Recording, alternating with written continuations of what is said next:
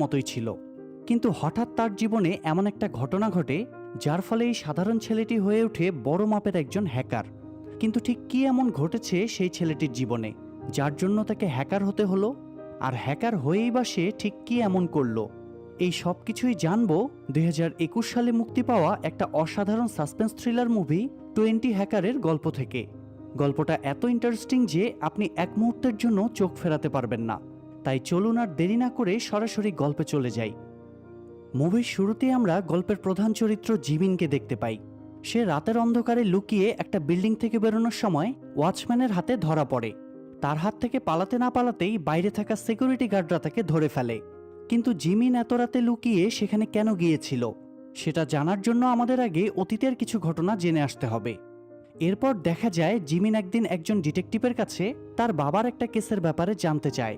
মূলত তার বাবা একদিন নিজের অফিস থেকে অনেকগুলো টাকা চুরি করে পালিয়ে যায়। তারপর আর কেউ তার বাবার খোঁজ পায়নি। তবে জিমিনের সম্পূর্ণ বিশ্বাস ছিল যে তার বাবা কোনো অন্যায় করতে পারে না। তাই সে প্রতিনিয়ত পুলিশের কাছে অনুরোধ করত যে তারা যেন এই কেসের একটা বিহিত করে। কিন্তু পুলিশ অনেক চেষ্টার পরেও কোনো কুল কিনারা পাচ্ছিল না। আর জিমিন যখন এটা বুঝতে পারে যে পুলিশকে দিয়ে কিছুই হবে না, তখন সে নিজেই তার বাবার নিখোঁজ হওয়ার রহস্য খুঁজে বের করার সিদ্ধান্ত নেয়।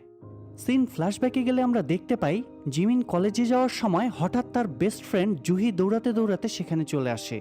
কলেজে সেদিন একটা কম্পিটিশন ছিল আর জুহি সেটা দেখতে যেতে চেয়েছিল, কিন্তু তার দেরি হয়ে যাওয়ায় সে জিমিনের কাছে কলেজ পর্যন্ত লিফট চায়।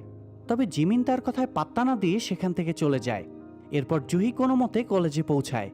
সেই কম্পিটিশনে আমরা চ্যান নামের একটা ছেলেকে দেখতে পাই। জুহি চ্যান পপুলার একটা ছেলে, সে পড়াশোনায়ও খুব ভালো। তবে জিমিনও কিছু কম যায় না।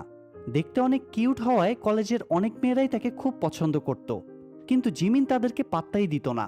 আবার অদ্ভুত বিষয় হলো জিমিন তেমন পড়াশোনা করত না, কিন্তু তার রেজাল্ট খুব ভালো আসতো। তবে জুহি যে চ্যানকে পছন্দ করত এই বিষয়টা জিমিন মেনে নিতে পারত না। অন্যদিকে কলেজের সবাই জিমিনের অনেক প্রশংসা করত, সেটা আবার চ্যানের ভালো লাগতো না। যাই হোক, সেই কম্পিটিশনে জুহি এবং জিমিন দুজনেই উপস্থিত ছিল। সেখানে বলের আঘাত থেকে বাঁচতে গিয়ে জিমিন ভুলবশত জুহিকে মাটিতে ফেলে দেয়। তখন চ্যান দৌড়ে এসে জুহিকে সামলায়। সেটা জিমিন মেনে নিতে পারে না। রাগের মাথায় সে তার হাতে থাকা বলটা ছুঁড়ে মারে। তবে সে জানতো না যে এই বলটা তার জীবনকে পুরোপুরি পাল্টে দিতে পারে। বলটা গিয়ে লাগে সেখানে থাকা এক বডি বিল্ডার ম্যাং তার প্রোটিন শেকের জারে। তখন জারটা পড়ে গিয়ে সব প্রোটিন পাউডার মাটিতে ছড়িয়ে পড়ে। সেটা দেখে ম্যাং ভীষণ রেগে যায়। তবে সে কিছু বলার আগেই জিমিন সেখান থেকে চলে গিয়েছিল। তার বল লেগে কার কি ক্ষতি হয়েছে। তো ম্যাং সেখান থেকে হোস্টেলে ফিরেই কম্পিউটারের সামনে বসে পড়ে। সেখানে আমরা জেনি নামের একটা মেয়েকে দেখতে পাই। জেনি ম্যাংকে হন্তদন্ত হয়ে আসতে দেখে একটু অবাক হয়। সে এই ব্যাপারে ম্যাংয়ের কাছে কিছু জিজ্ঞেস করলে ম্যাং তাকে জানায় সে ওই কলেজের একটা ছেলেকে খুঁজছে। মূলত ম্যাং এবং জেনি দুজনেই এক্সপার্ট হ্যাকার। তাই ম্যাং ওই কলেজের সিসিটিভি ক্যামেরা হ্যাক করে জিমিনকে খুঁজে বের করে। তাকে দেখা মাত্রই ম্যাং রাগে আগুন হয়ে যায়। কিন্তু সে এটা জানতো না যে সে জিমিনের উপর প্রতিশোধটা নেবে কিভাবে। তবে এখানে কম্পিউটার স্ক্রিনে জিমিনের ছবিটা দেখে জেনি বেশ অবাক হয়।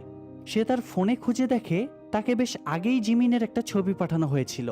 জিমিনকে না চেনার কারণে সে এতদিন জিমিনের কাছে যেতে পারেনি। জেনিকে জিমিনের ছবির দিকে অদ্ভুতভাবে তাকিয়ে থাকতে দেখে ম্যাং সেটার কারণ জানতে চায়। তখন জেনি বলে উঠে হেক্স, আর এই হেক্স নামটা শুনেই ম্যাং চমকে উঠে। এরপর আমরা দেখতে পাই জিমিন কলেজের পর একটা ইন্টারনেট শপে চাকরি নিয়েছে। তার বল লেগে কার কি ক্ষতি হয়েছে। তো ম্যাং সেখান থেকে হোস্টেলে ফিরেই কম্পিউটারের সামনে বসে পড়ে। সেখানে আমরা জেনি নামের একটা মেয়েকে দেখতে পাই। জেনি ম্যাংকে হন্তদন্ত হয়ে আসতে দেখে একটু অবাক হয়। সে এই ব্যাপারে ম্যাংয়ের কাছে কিছু জিজ্ঞেস করলে ম্যাং তাকে জানায় সে ওই কলেজের একটা ছেলেকে খুঁজছে। মূলত ম্যাং এবং জেনি দুজনেই এক্সপার্ট হ্যাকার। তাই ম্যাং ওই কলেজের সিসিটিভি ক্যামেরা হ্যাক করে জিমিনকে খুঁজে বের করে। তাকে দেখা মাত্রই ম্যাং রাগে আগুন হয়ে যায়। কিন্তু সে এটা জানতো না যে সে জিমিনের উপর প্রতিশোধটা নেবে কিভাবে। তবে এখানে কম্পিউটার স্ক্রিনে জিমিনের ছবিটা দেখে জেনি বেশ অবাক হয়। সে তার ফোনে খুঁজে দেখে তাকে বেশ আগেই জিমিনের একটা ছবি পাঠানো হয়েছিল। জিমিনকে না চেনার কারণে সে এতদিন জিমিনের কাছে যেতে পারেনি। জেনিকে জিমিনের ছবির দিকে অদ্ভুতভাবে তাকিয়ে থাকতে দেখে ম্যাং সেটার কারণ জানতে চায়। তখন জেনি বলে উঠে হেক্স, আর এই হেক্স নামটা শুনেই ম্যাং চমকে উঠে। এরপর আমরা দেখতে পাই জিমিন কলেজের পর একটা ইন্টারনেট শপে চাকরি নিয়েছে।